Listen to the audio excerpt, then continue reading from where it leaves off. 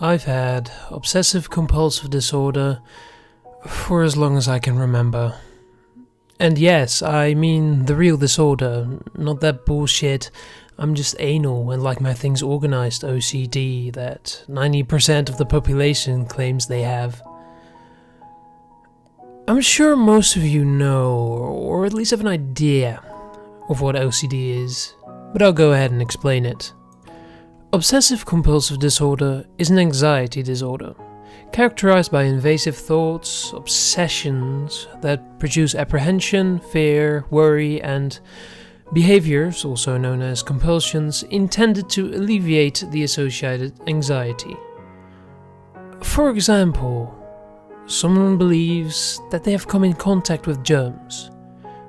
In turn, their brain tells them they're going to contract an illness and die, so they wash their hands, oftentimes repeatedly until they no longer feel this way.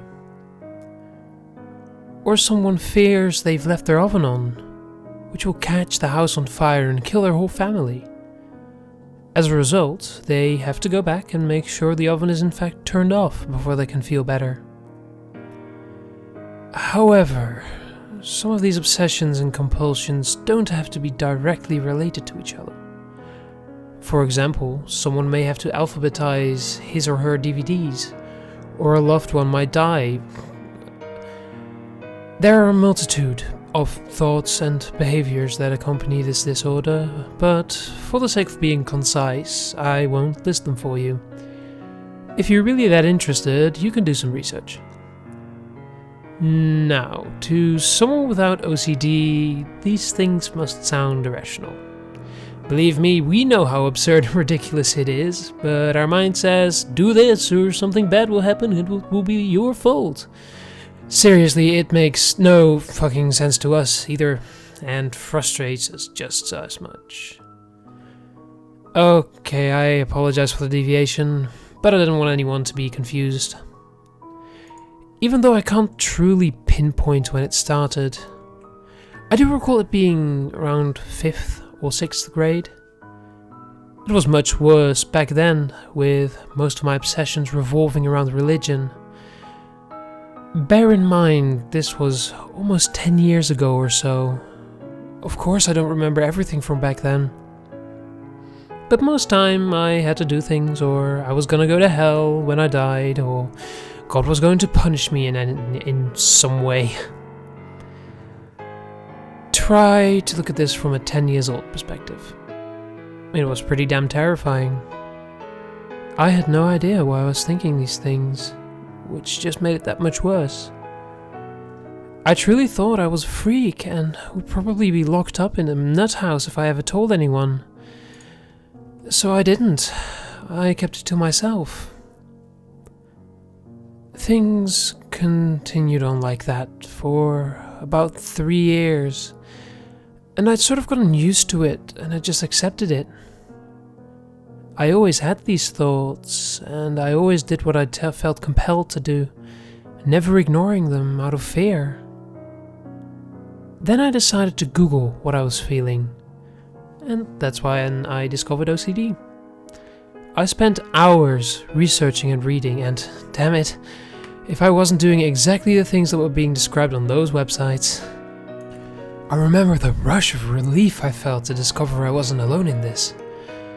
I still kept it to myself for another 4 years. I just wasn't ready to tell anyone yet. When I was 17, I finally broke down and told my mum about it. I didn't explain every single thing to her, like the whole going to hell thing, but I told her the basics.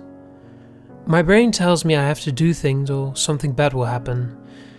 She didn't understand it, I mean, who would? But she still tried to be sympathetic. I guess it didn't worry her too much, because she didn't have a whole lot to say about it. I think she was just used to these things. I'd struggled with general anxiety most of my life as well. That was stuff I didn't have a problem telling her though, and I'd been counseling for it a few times. For the past 3 years since then, I'm 20 now if you haven't done the math, I've just been sort of dealing with it. Unfortunately, my OCD got worse, along with my anxiety, and I developed mild depression. My life was slowly becoming unmanageable, and my mom decided it was time for me to get on some medicine. I still remember the exact date, February 9th. A little over 3 months ago, I made a trip to the doctor, explained everything that was going on, and got started on 25 milligrams of Zoloft. Since then, it's been increased to 50 milligrams, and even though my depression has dissipated, my anxiety and OCD are still here. Yes, they've lessened, but they're still present nonetheless. Sorry if I've bored you with a lengthy backstory, but I promise there is a point to all of this. Here, lately, all of my obsessions and rituals have been centered around getting hit by a car on my walk to school. I don't live very far from my university, but I have to cross a somewhat busy intersection every day to get there. I don't remember when this all started. All I know is I've been complying with it ever since. Don't tap the refrigerator 5 times before leaving, get hit by a car. Don't brush my teeth in order from back, top, and then front, get hit by a car. Don't stare at the outlet for 20 seconds after unplugging my phone, get hit by a car. Once again, yeah, I know how irrational that sounds. How the hell could not tapping the refrigerator cause me to get hit by a car on the way to school? I have no idea, but over the past 10 years, I've learned not to question it. This is my life. Like I said before, I've never even dared to ignore my thoughts. I've always done what I feel compelled to do and went about my merry way. However, this past Monday, I decided I was taking back control of my own mind. I wasn't going to tap the refrigerator, stare at the outlet, or brush my teeth in the correct order. Instead, that morning I ignored all of the thoughts in my mind and headed to school. You're probably wondering how it was even possible for me to do that, but truthfully, inside I was losing my shit. I mean really, I was freaking out. But I was sick and tired of my own brain having so much control over my life. The longer I thought about it, I got more pissed rather than anxious. If this medicine wasn't going to help me, I was going to help myself. But when I came to the crosswalk of that really busy intersection, I stopped. All of that fear came rushing back into me, and suddenly I realized I needed to go back and complete my rituals like I was supposed to. I looked down at my phone to check the time, and even though I would be late to class, I had to go back.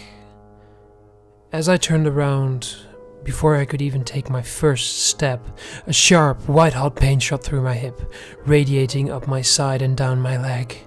I felt my head hit something hard with a loud crack before my body was propelled through the air. I don't know how far I flew, but I remember landing on my back with a sickening thud. And everything went black.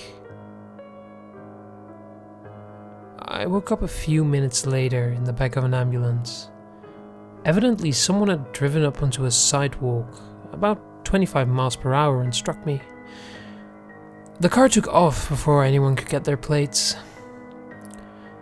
Long story short, I had some x-rays done and found nothing was broken. I was given about 20 stitches where my head hit the windshield, would have some major bruising and would be sore for a while. I was released from the hospital and told to come back in another week to have the stitches removed. My parents and I drove home in silence. I was still incredibly shaken up.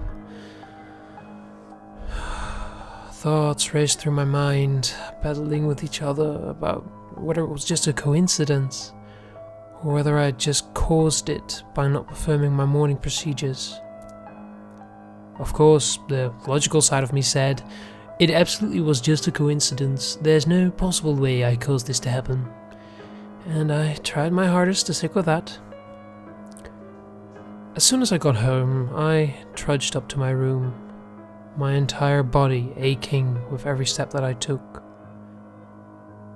Thankfully, my brain had quieted down a little, and was hopefully going to give me a little bit of peace for a while. I laid my backpack down parallel to my bed, with the bottom of it facing my headboard. After adjusting its position until it felt just right, I laid myself down carefully in my bed. My head hit my pillow, but something was off. I heard a weird crinkling noise. I stayed still for a moment, and when I moved my head, I heard it again. It was coming from inside my pillow. I reached inside my pillowcase, and my fingers grasped a piece of paper. As I pulled it out and unfolded it, much to my horror, it read,